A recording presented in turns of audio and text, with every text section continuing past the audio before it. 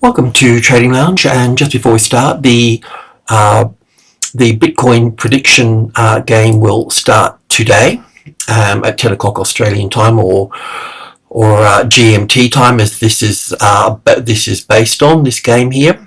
So it'll be the 1st of May. There's 1 million Satoshis up for grabs. You got to guess the price of Bitcoin.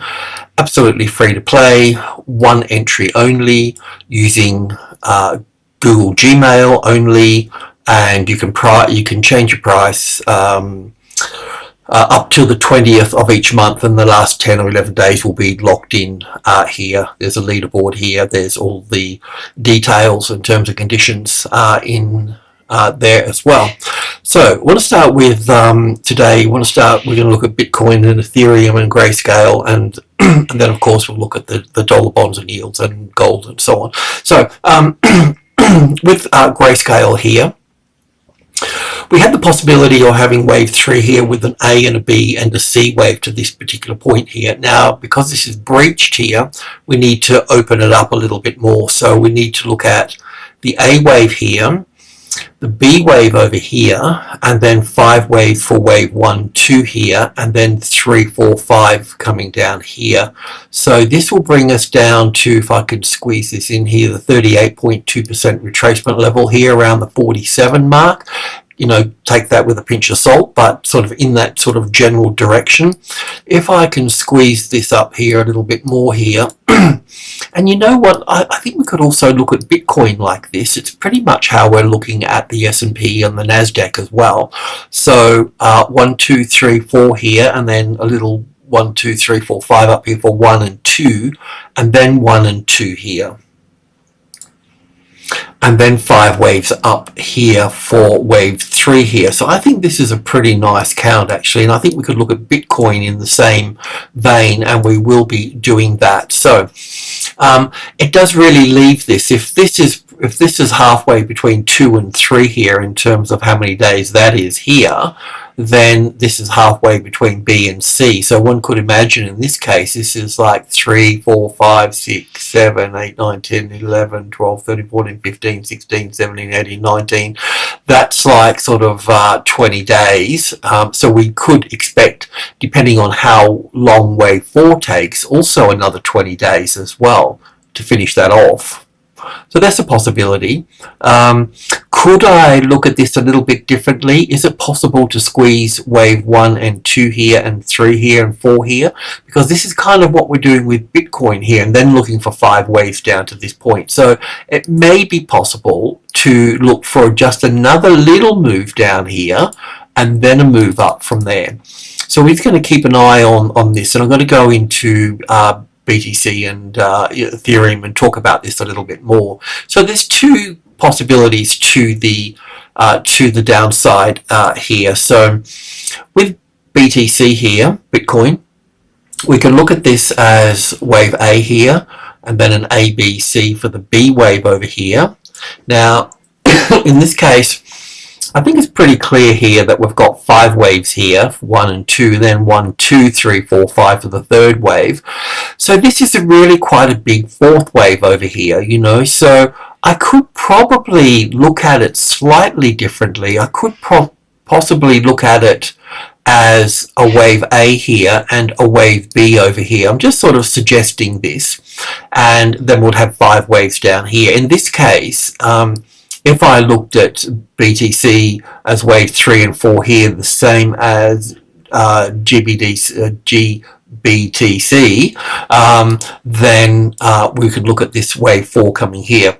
So in this particular move coming down through here, I think is interesting either way as wave 4 or wave B here, because I think they're both open to that, and this would be a DXY coming through here, whichever way you wanted to play that out. So it's pretty clear here we've got 5 waves here, and then I'm looking at this as an A and a B and a C for wave 2. I certainly understand that I could stretch it out a little bit further. It's just we've got a bit of overlap there. I could look at this as 1 and 2 here, and 3 down to here, and 4 to here, and take that overlap there and put a wave 1 here. I'm just sort of, you know, we're just shooting the breeze here. This is what the video is about. So 1 and 1 and this wave 2 in this case would go over to here, and this would be 1 and 2, and this little move down here would be wave 3 here. So what would actually occur here is that we'll get an extra move down. If I have wave 1 here and 2 here, this would be 3, 4, 5, and we finish down into this area through here. This is group 2 here. So a little ABC here for 4, and then down here for this. If we look at this as wave 1 and 2 here, and then 3, 4 here, that means that wave 5 would be down here for this wave 3 here, rather than over here for that. And what that would do in the bigger picture is that would give us an extra move down here and into this 38, into the 55,000 at that point. There are a couple of ways to view that. I'm not going to suggest a long trade unless we get back up above the 65, or we can see a very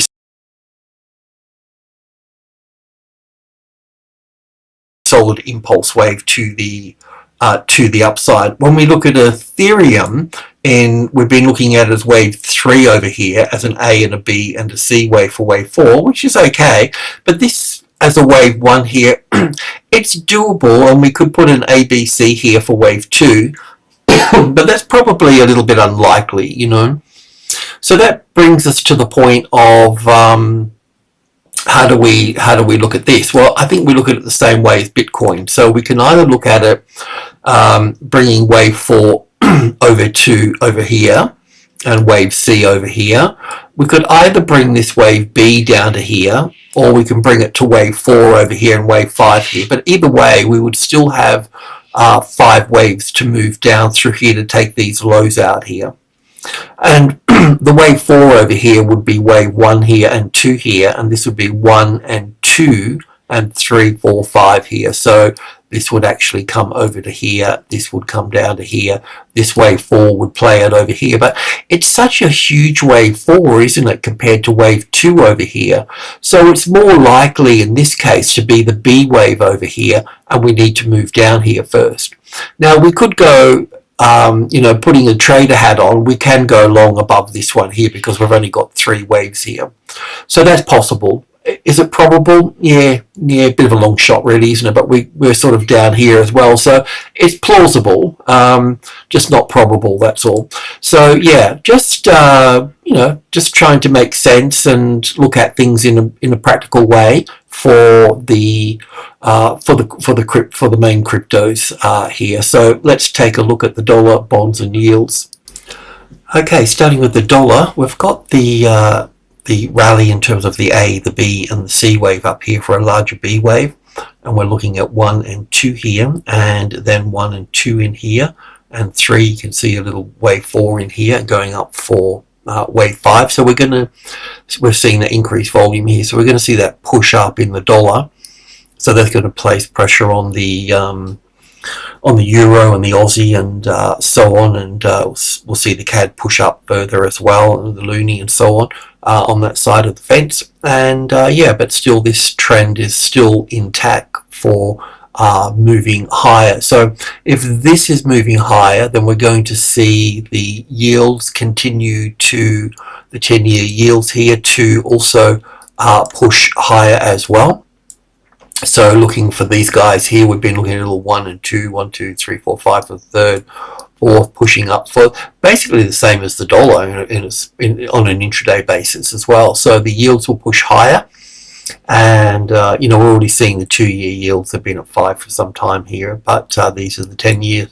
So they're still they're slowed down a little bit, but they still need to push higher to finish this particular pattern. And we could view this as an ABC for the A wave here and a B wave here and a C wave here, not quite take the top out and shrink it in, but I'll just sort of stay with it based on what we can see with the dollar over here. So there's still plenty of time for this to push up, and also to the downside as well on the treasuries here, just on the ETFs here.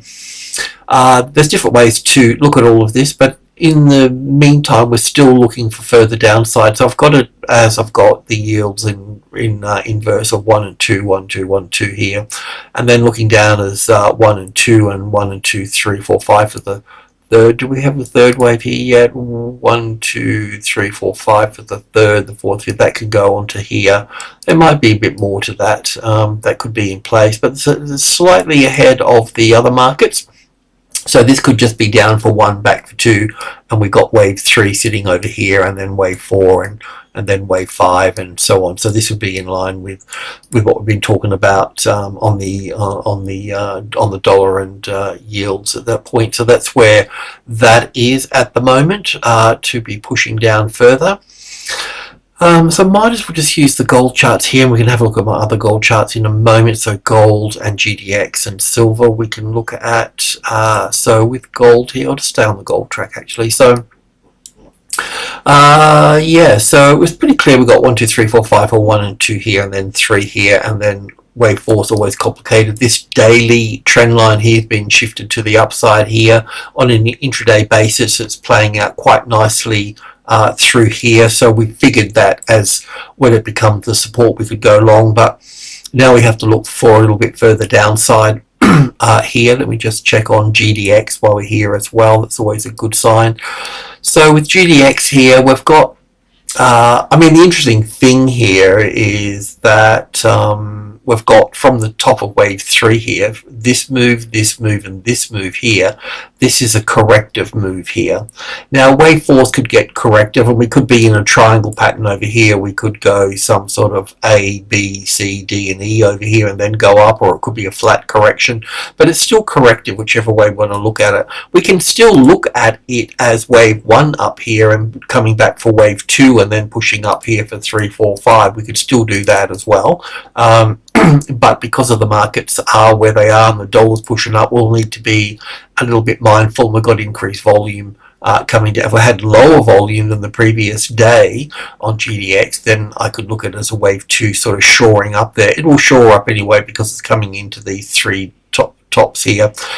So obviously there's some history there as well on that. So we'll just give that a little bit more time, but it looks like wave 4 is going to get a little bit more complicated, the same as Bitcoin and the Nasdaq and the other markets as well, because when we're looking at the S&P over here as well, if this is the S&P, SPX, if it breaches this low here, then we'll need to look at this as wave 3 with an A and a B and a C coming down roughly into the 4,800 area, or the wave 4 of 1 lesser degree, which is here a little bit lower, but into minor group 2 area here. But let's see if that gets breached first, probably because it's also on higher volume as well. Those consumer figures really gave it a bit of a hard time. We've got the Fed's meeting a little bit later in the next session, along with the ADP figures, the private employment figures coming out, which will lead into the jolts as well. So yeah, so that's that. Let's just have a look at that now that we've looked at the gold. Let's just look at that in a little bit more detail. So with gold here, if we look at this as a wave 3 up here and an A wave and a B wave here, my first thought was to extend this out the same as Bitcoin in a way, so wave 1 and 2 and 3 and 4 here, and then coming over to here, looking at this as 1, 2, 3, 4, 5, 1 and 2, and all the way for the third wave here. There could be another little move in that, and 4th and 5th to play out here, so we could see this playing out a little bit further. There might be another little move down here on that, but basically we can see 1 and 2. We can't see 4 yet. We can't see 5. So once we see those, if we get an impulse wave here, then we'll build up from the B wave top there and start to build in over here. But we've got to see if we get this first as well. But this doesn't appear to be finished, and we could probably spin this a different way as well by putting the A wave here and the B wave here and a few other different scenarios as well, but we still needed to play out at the end here. I'll just have a look at silver. I missed it on the other charting program, silver here. So the same thing as well here, the wave 3 up here, an A wave here, a B wave over to here, and 1 and 2 and 3 and 4 here, and then coming down for 1, 2. So you can't see the wave 4 here yet. They could come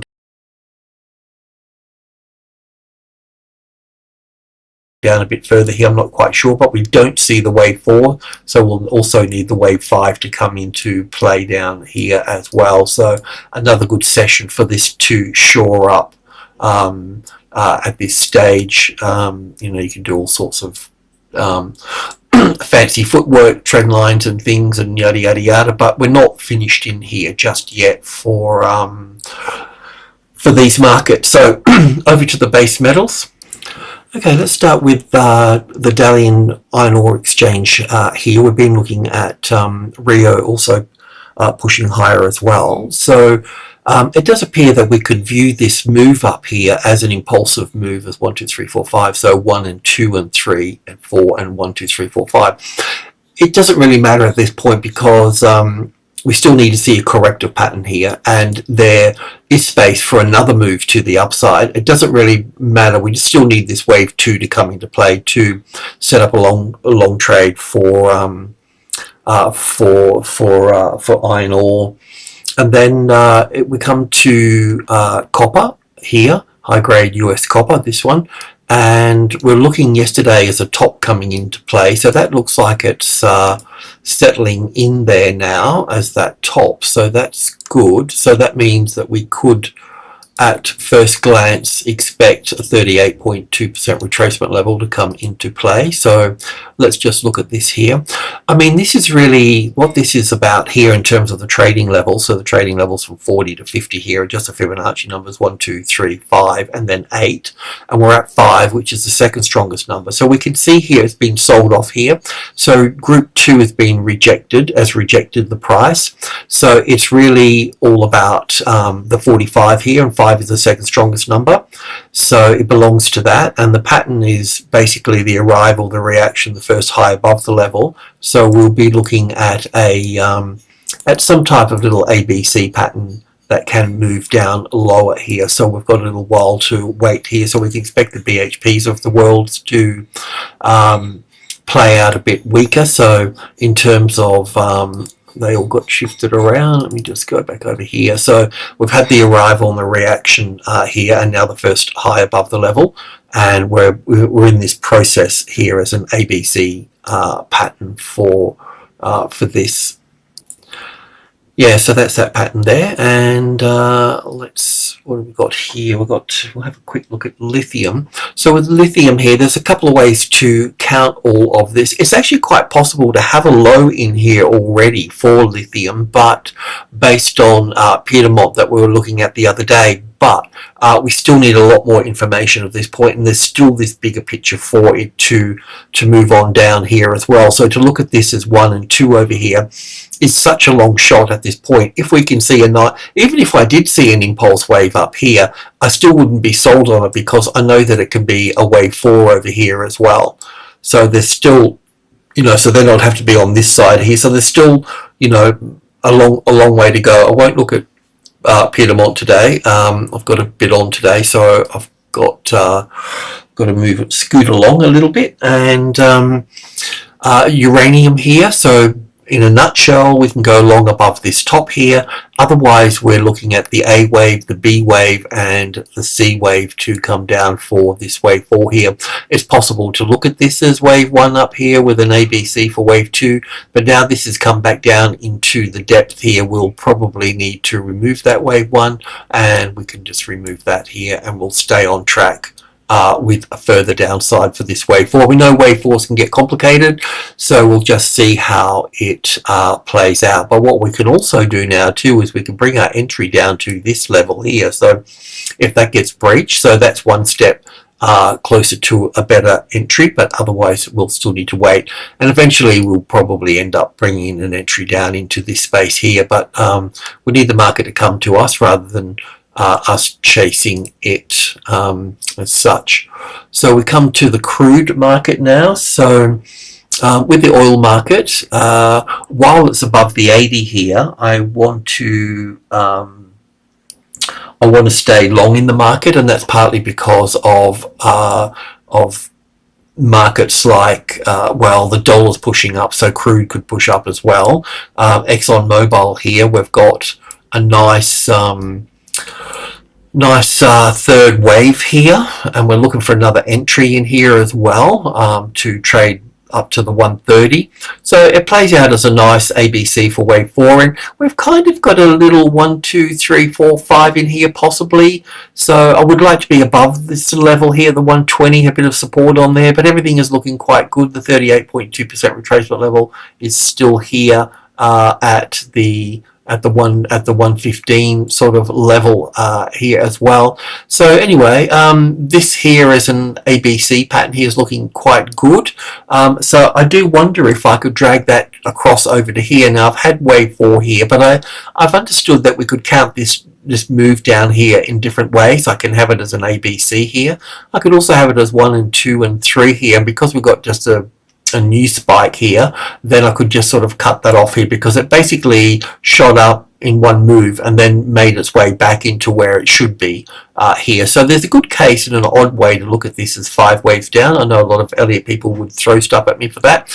And this move up here, we could view it as impulsive, but as soon as they've taken that low out there, it'd give it overlapping wave structures. It's got overlapping wave structures already, so as an A and a B and a C up here for wave 2 is quite possible. But yeah, in the bigger picture, we could put wave B over here and drag wave A over here for this as well, and then wave C over here for this. So that's possible.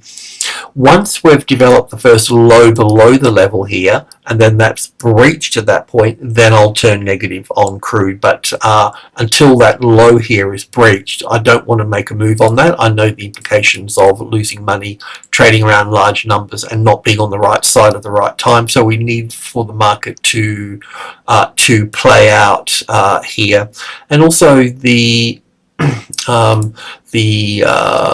natural gas market as well. It doesn't really matter which NYMEX one I look at here, but it was down significantly overnight. So we're looking, I think it's possible for one more little move up here, but I wouldn't bank on that. I'll just have a look at the E-mini future. These E-minis, no, they're not the E-minis.